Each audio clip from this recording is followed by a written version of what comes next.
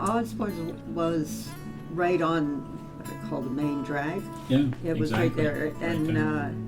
was it on the same side as the Georgian? Exactly. Yeah, okay. Yeah, Yeah. because there was the corner Treasure Island, and then there was a T-shirt shop, Yeah. and then there was the two big Osborne stores. One was a 5 and dime, and the other was next was grocery. Yeah. In the beginning, my grandfather had a butcher, and they had such a hard time finding staff. They built 15 bedrooms upstairs, and you got your room and board. They had a chef hired for 3 meals a day, probably a cook. Maybe we shouldn't use the word chef back then. And your room and board, and that's how they kept their staff so full. Because in those days, you couldn't be expecting someone to drive you back and forth from Collingwood or anywhere like that every day. And what year would that have been? That would have been probably late 50s up into 70s. Okay. I was born in 67, and I don't remember staff there in the summers. I think by then people were mobile enough to get around, and there was enough people here. In the beginning, when my grandparents started, there just wasn't a lot of local people here.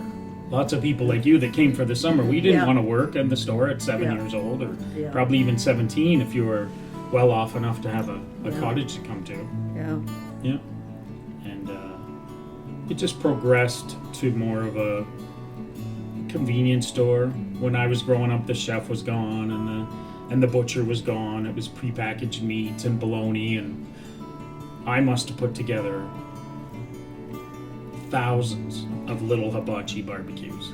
Oh. Because people would come up to see Wasaga Beach, and then it would Absolutely. blow their mind what they're seeing, the width of the beach and the Yeah. quality and just the sheer beauty of it that we all know. Yeah. On one of those nice June or July evenings. Yeah. And then they're finding a cottage and they're renting it, and they're coming in and they're buying hot dogs and buns and Yes. the hibachi grill and the charcoal and the lighter fluid, like the whole thing, right? I'd Yeah. sit there and build as many as I could, right? And then off with the wagon to get the pop bottles, because you'd sell hundreds and hundreds of bottles of pop, but people aren't going to walk back to get their, Yeah.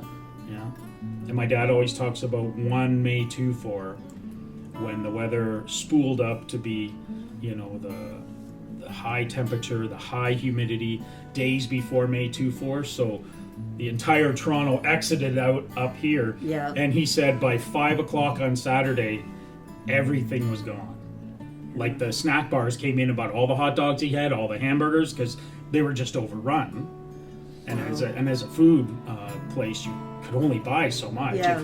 If you sold 100 hamburgers on the average May 24 and 100 hot dogs, that's what you'd get. Yeah. Whereas they'd sold them by noon on the first day, because it was just such a perfect weather weekend. The pop, he said, it was unbelievable. They were just empty.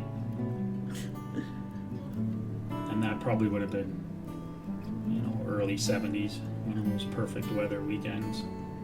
Is when that many people get there in such a concentrated time. Yeah. You can't keep enough stuff. Right? And fun. All of a sudden, 2 months, the place is just hysteria.